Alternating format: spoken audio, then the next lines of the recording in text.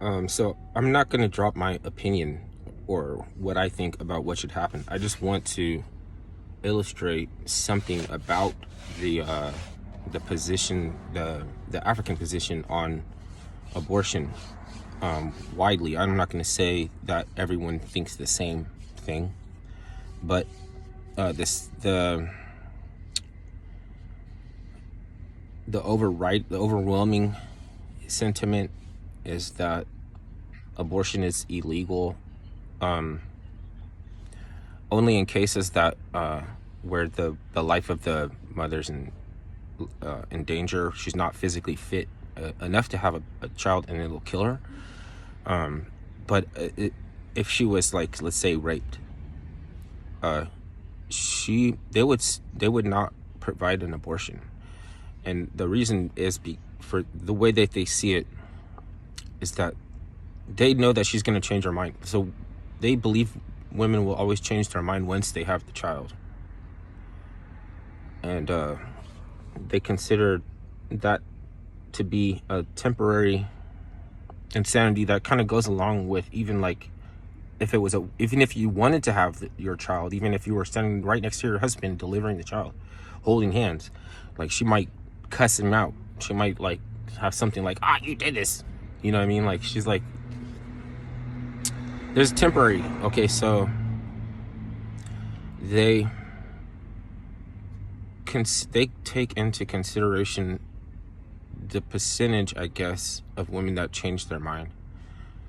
And that's all it is. That's all I want to say. I don't want to say that they should think this or do that or anything. I'm just telling you what the overwhelming sentiment is in Africa about abortion. I mean, there's probably places that don't have access to medical care, so it's like, if you're not healthy enough to have a child, I don't know what they're gonna do for you. I don't know what they can do for you. But turning an issue over to states from the federal government is not the same thing as making a policy change. They're just acknowledging that different states have different policies, and therefore, if you respond in time, you can still get your, before, I guess there's a time limit. You have to respond within like 6 weeks or something like that. But does it do any good to debate over whether or not it's alive? Because if you have to kill something, then it's alive, right? So, like, does that mean that that should be the reason that you influence your decision, because you don't want to take a life? Do you think that their life is going to be worse? And even so, do you think that if their life was worse, that would mean that they wouldn't want to live? So the idea about forcing somebody to what to do with their body doesn't translate to the zygote, or whatever they're calling the life form, while they're trying to figure out if it's alive before you kill it. Like, how are you going to kill something that's not alive? But I'm not saying that means that you're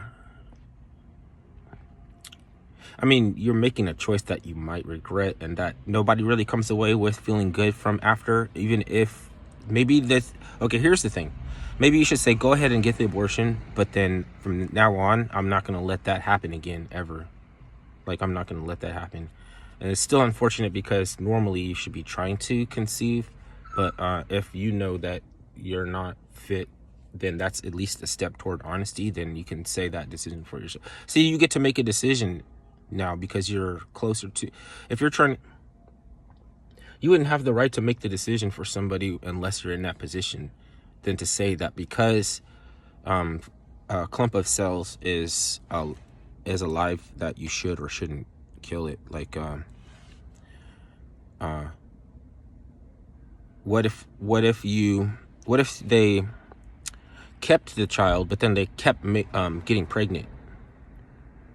Like, you know what I mean? Just because you can have 24 kids doesn't mean that if you only have 2, then the 22 children that you didn't have must have died.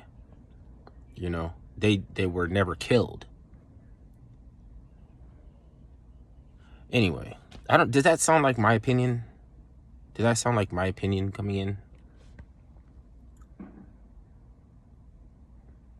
Because I'm not saying that you should remove abortion. I'm just saying that the precedent and the overwhelming sentiment is that women will change their mind.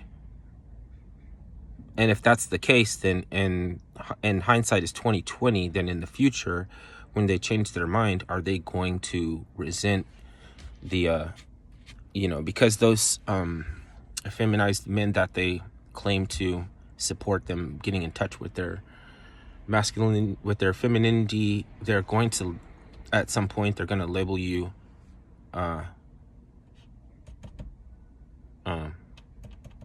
what's it called, undermining. And a lot of those guys are going to go crazy, because when the people that they've been, even if it's a grift,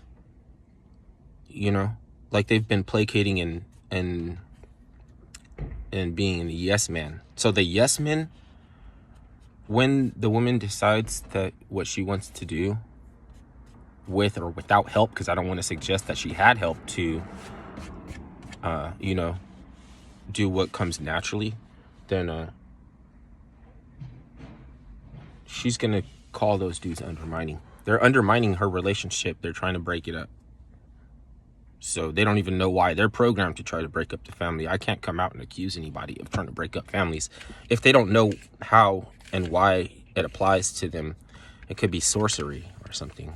It could be like they have the ability to think about things a certain way, but they'll go right up to the point to where they have no choice but to make the grotesque, to take a grotesque action, and then it's not in them anymore and they can't fucking do it. I can't say that they wouldn't turn over to a more populist motif or something like that. Like you could teach children to shoot and clean a gun and responsibly gun ownership, and go out into the forest and they got the thing slung over their back and it's time to shoot a duck and they don't know what they're like. They don't know how they're supposed to kill that thing. You know what I mean? It's like emerald or something. It has some like beauty or something. It's like, it's making sounds and that suggest that it's a living thing, and they don't know what the fuck at the time that they're supposed to shoot it. They don't shoot. Not like that's a virtue or anything, because they're just the only ones that don't have to put in the work to kill their food. You still got to eat. Like, you can't take food out of a baby's mouth because you think that they shouldn't be eating that. You know what I mean? Like, they're supposed to get their nutrients from the oxygen and sunlight. Dark sun gazing. I mean, a long time ago, I thought that there's some validity to sun gazing. But you have to do it in a way that protects your eyes. And before I get to describe how I protect my eyes, maybe someone disagrees that that's any protection at all.